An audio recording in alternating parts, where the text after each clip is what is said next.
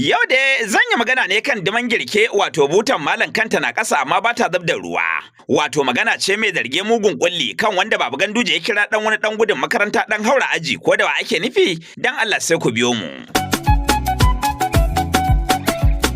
Wato ma iya cewa da alama dai a irin wannan lokaci, Baba Ganduje ya amsa kira ya ajiye fulatanci na wucin gadi ya koma kaɗo, ya saki garken shanun magana ya saka su a gonar ɗan milla, inda ya kalli mai gona ya ce masa ya sani giwa da kiyashi komai kyashi babu haɗi. Baba cikin alkunya ya ce ban yi ya faɗi ba, amma zan faɗa a gari ba dan yi maka gori ba. Ni matata farfesa ce ɗaya a 4, ‘ya'yana akwai likitan mutum wanda ke da ikon sauka wuƙa ta janyo hanji ta cire ciwo ta mayar aje a ta haɗi da injiniya wanda babu haniniya.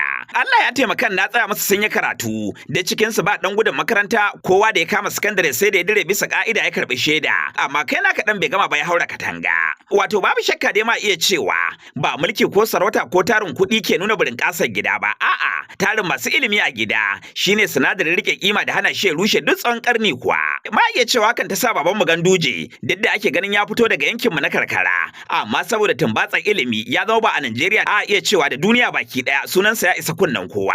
Ai Hausa ai Fulanci ga Turanci ga Larabci. Hakan ta sa da shi da iyalansa suke iya yin shawagi ko ina a faɗin duniya ba fargaba, ba tararrabi, domin kowa idan ka duba a cikin sa ai mai ilimi ne, wanda har mun jiyo Baba Ganduje yana wata 'yar magana a salon gugar zana cewa duk wanda ke kulle matarsa alhali yana cikin harkokin siyasa baya so a ganta ko 'ya'yansa. Zaka iske cewa tana matsayin diman girki wato jallo butan malam kanta na ƙasa amma ba ta zub da ruwa. Ga dai jawabin Baba na kowa.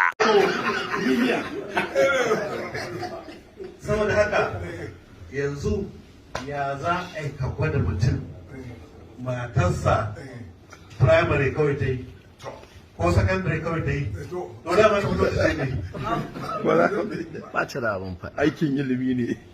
dan mutum ya fara secondary bai gama ba saboda yan kwaya saboda Allah Kila.